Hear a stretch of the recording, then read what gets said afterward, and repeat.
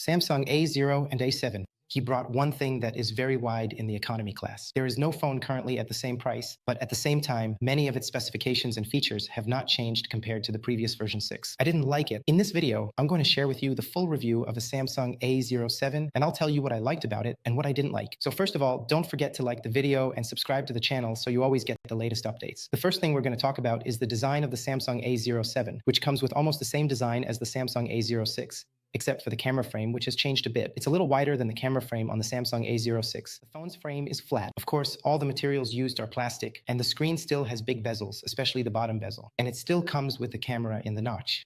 The type of screen hasn't changed compared to the Samsung 6. We're still getting the same screen. It's an LCD screen with HD plus resolution. Of course, the competitors are offering us the same screen. It's an LCD HD plus screen, but they've given us a 120 Hz refresh rate. Here, the Samsung 6 only comes with a 90 Hz refresh rate. This is the point that hasn't changed compared to the competitors and compared to the Samsung A06. As for the speakers, the Samsung Galaxy A07 comes with mono speakers, just one speaker.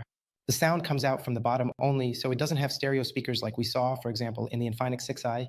But the sound is still acceptable for the budget category. Of course, since it's a budget phone, the sound is still good. But what I didn't expect from Samsung in this phone is the processor they put in it, which is the G99 is a processor that's considered really excellent in a budget phone. If we look at most of the prominent phones in the budget category, we'll find that they usually have the G81 or G85. So for Samsung to put the G99 in a budget phone is a really good thing, and you'll notice that the phone feels lighter compared to other phones in the same price range. The phone is quick to respond, and apps open up fast as soon as you tap them. And of course, when we talk about the G99, it's a processor that's very well known in mid-range phones. Naturally, the G99 remains an excellent processor, not just for everyday use, but even for those who want to play games. It's a processor that will run all these games for you with excellent settings in the budget category, better than the G81. As I told you, another thing I liked about the Samsung A07, an affordable phone from Samsung, is the updates. Samsung announced that the A07 will receive updates for 6 years. They will be supported with updates for 6 years, and that's an excellent thing for a budget phone. Right now, the Samsung A07 comes with Android 15 and One UI 7. And if we move on to the camera, the Samsung A07 comes with a 50 megapixel camera. The camera is basically the same one that's in the Samsung A06. Honestly, when you compare its photos to the ones I got from the Infinix Note 60i, which is in the same price range, the photos from the Note 60i are better than those from the Samsung A06. I wasn't really impressed with the camera, even though it's supposed to be 50 megapixels. The photos are still a bit weak, and they tend to look a bit whiter than they do in real life.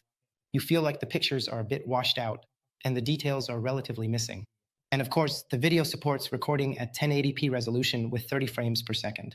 Naturally, the video has noticeable shake, and some details in the video are also missing.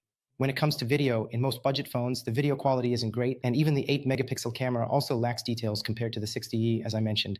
Even compared to 15. It seems to me that, based on my experience, when I shot it, the pictures were better than Samsung's. I like the pictures taken on the Samsung Galaxy S6 and the Infinix S60. The camera, as I told you, is on the back camera. Same thing, the camera is missing a bit of detail and the photos come out a little too bright, as you can see. I've already shown you the pictures I took with the phone. Don't forget to let me know what you think about them. As for the battery, Samsung hasn't improved it at all. It's the same battery that was in the Samsung 6, coming with a capacity of 5,000 milliamp hours, which is still good for a budget phone, 5,000 milliamp hours. Like I've told you many times before, Android phones these days don't really have battery issues anymore. Most of them come with 5,000 milliamp hours or even more. 5,000 milliamp hours is still excellent and will give you a phone that, at the very least, will last you the whole day without needing to recharge. As for fast charging, well, the Samsung 6 supports fast charging at 25 watts, which is pretty good for the budget category. Even though we've seen other competing phones now offering 45 watts or 35 watts. The Samsung 6 supports 25-watt fast charging, but it doesn't come with a charger in the box. As usual with Samsung, the box only includes the cable and the phone. There's no case included with the phone. And there's no charger or charging adapter in the box with the phone either. As for the fingerprint sensor, it's integrated into the power button just like on Samsung. Its performance is actually pretty good. There are no issues. The phone supports using 2 SIM cards and a memory card at the same time. It has a 3.5mm headphone jack. Regular headphones work, and of course, it charges through the port we mentioned, 25 watts. Another thing that's really important and in high demand in budget phones, and actually in all phones now, is NFC technology. Unfortunately, the Samsung 7 doesn't have NFC technology. And that's all for this video. See you in another video soon, God willing. Like and subscribe to the channel so you don't miss any updates. Take care and goodbye.